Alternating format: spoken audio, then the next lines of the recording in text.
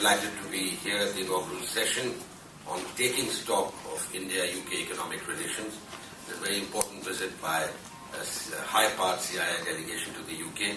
I think the timing is particularly appropriate because we're at the cusp of important things both in the UK and in India. In the UK, while the government and the business community grapple with Brexit, in India we are going to be rolling out a very momentous and historic tax reform, the GST, on the 1st of July.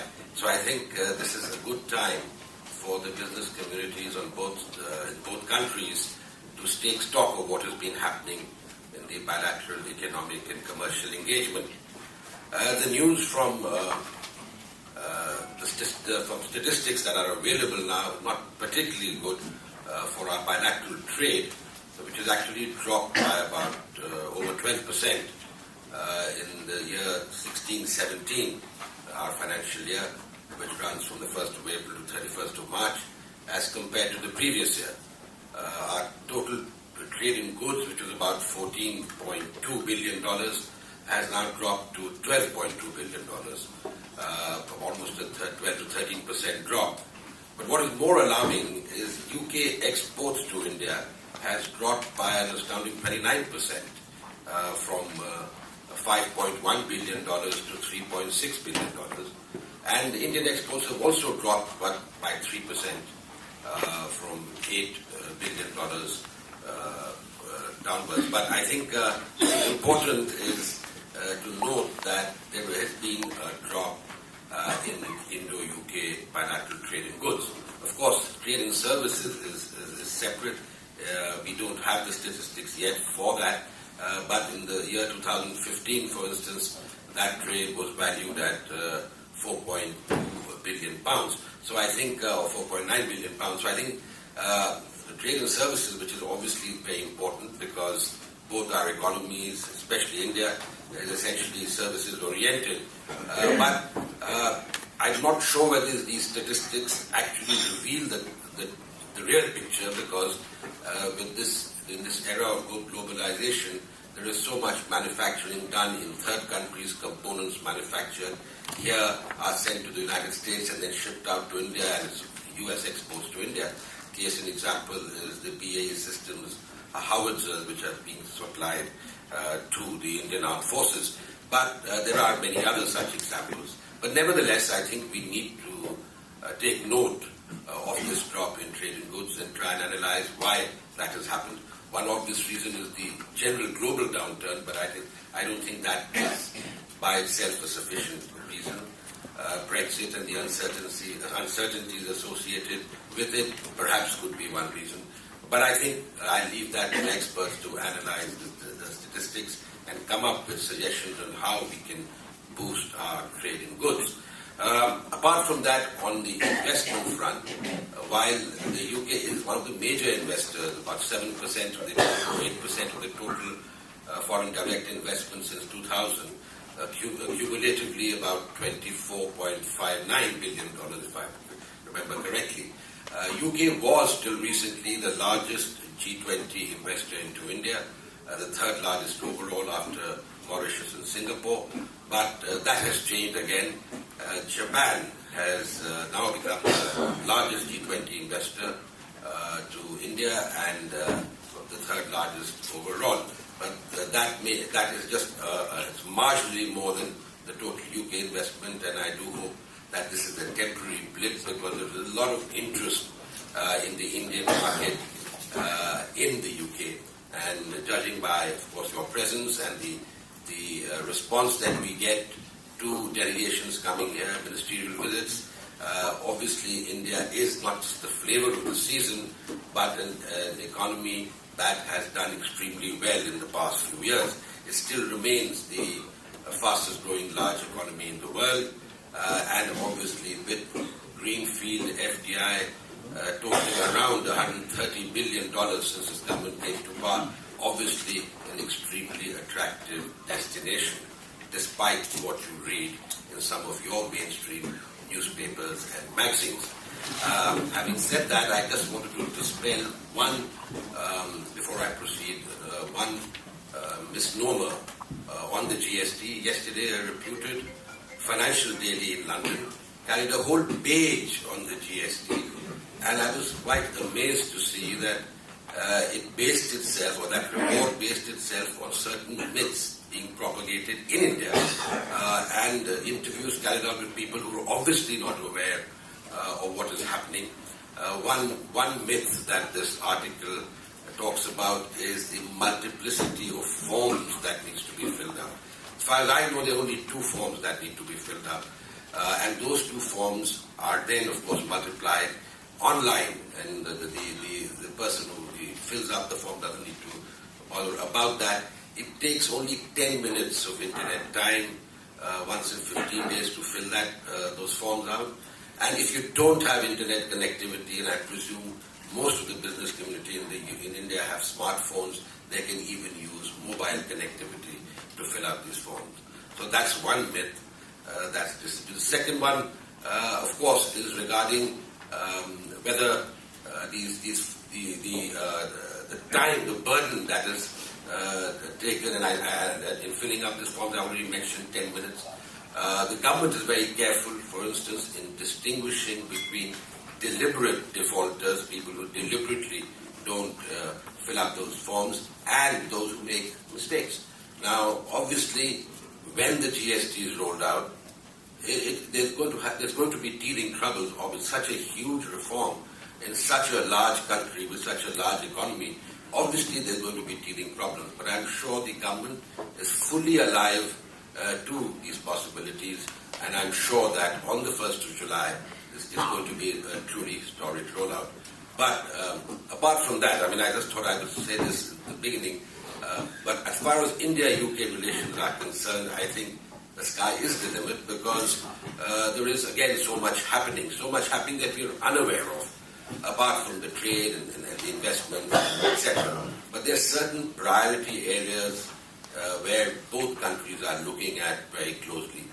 The digital economy, smart cities, startups, pharmaceuticals, healthcare, hygiene, manufacturing, defense and security related services, and trade and goods and investments, and of course tourism and hospitality. I've just named a few sectors which are priorities for both the governments. There are many others also. Apart from investments and trade, something very exciting is happening in our bilateral relationship, and that is the emphasis on innovation, research and development. You're aware that there is a Newton Bhabha Fund which is which provides the seed money for some excellent work that is happening between our 2 countries, between institutions of higher education and research and development facilities in both the countries, and that is really truly amazing. Just the other day I was invited to Scotland House, where a Centre for Ganga Management Studies, C Ganga, was set up, and the stakeholders on the UK side, of course, the Scottish government, which has provided some seed money, but the universities of Dundee, Southampton and Oxford, and from our side, the IIT Kanpur on the lead, with IIT Delhi, Roorkee and Gandhinagar also joining in. And now these are premier education institutions where a lot of research is done.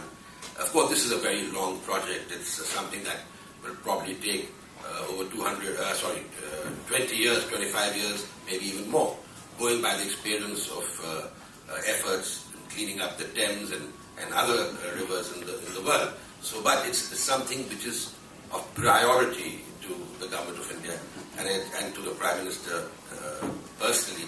And I think this is something where we can work together. I've just given one example. There's so many others in the R&D innovation field which are noteworthy and which I'm sure as time comes will be known more widely because of the results, the potential that they have in finding solutions to pressing problems in both countries. On the financial side, as London, as it was said earlier, London is one of the most important financial centers in the world. And Brexit or no Brexit, we expect that, it will continue to remain a very important global financial hub. And judging by the response that Indian companies have got from the listing of rupee-denominated bonds in the last 1 year or so, which has been extremely encouraging. The National Thermal Power Corporation, NTPC, and the HDFC were the first to float bonds in the London Stock Exchange, the so-called masala bonds last year, and the response has been extremely encouraging, so much so that the NTPC, which had floated the bond for about $300 million, came back this year in May and did another listing for $310 million, and the response has been very good. I understand the coupon rate to be paid annually is 7.25%, and the re-offer yield is 7.28%, which is among the tightest that has been issued of late. The National Highway Authority of India also came in May and listed in the London Stock Exchange. Before that, of course, the British Columbia province of Canada was very successful in listing rupee-denominated bonds in the London Stock Exchange. So I think, obviously, the financial markets are thriving, and obviously Indian companies are taking advantage of that. That's a good sign, and hopefully an incentive for other companies in India to look at listing rupee-denominated bonds in the London Stock Exchange. The City of London obviously is extremely important to not just Indian business, but business all over the world, but particularly Indian business. At the 9th Economic and Financial Dialogue that was held in April in India, when the Chancellor had gone with a high-power delegation, including a fintech delegation, it was decided that under the Early Market Engagement Program, there would be a green equity growth fund set up under the India-UK sub-fund for the, which is larger under the umbrella of the National Investment Infrastructure Fund. And both countries have decided to sort of give seed money of about £120 million to encourage, to leverage investment from the City of London in green energy and infrastructure projects in India. That again is an important development.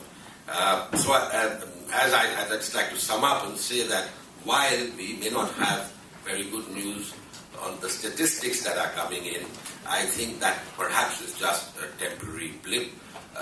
What is happening on the ground is truly exciting, and with Brexit approaching, there is immense opportunity for companies in both India and the UK to leverage their strengths and invest in each other's countries. You're aware that India continues to remain the third largest foreign investor in the UK and the second largest foreign job creator in the UK, with having created 800 odd companies, having created over 110,000 jobs.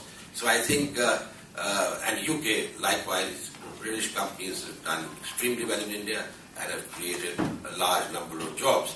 So I think the partnership that we have and that we were going to build on is a win-win for both countries. Obviously, there are issues that need to be considered. There was a mention of visas. There are obviously problems associated with that, whether they're student visas, whether international students should be counted under the figures of immigration. Why are the number of Indian students only 16,000 in the UK while there are over 130,000 in the United States and around 7,000 or 8,000 or even more in Germany? But these are questions that will need to be addressed while we negotiate a future deal between our two countries, an FTA. But I'm sure that these issues will be sorted out in negotiations. We already have a joint working group that has been set up to discuss trade and investment. But that working group obviously can only have discussions informally on what would be the broad contours of a future FTA. But the joint working group has met and will continue to meet as UK negotiates Brexit. Obviously, any new FTA will need to factor in what the UK is able to negotiate with the EU.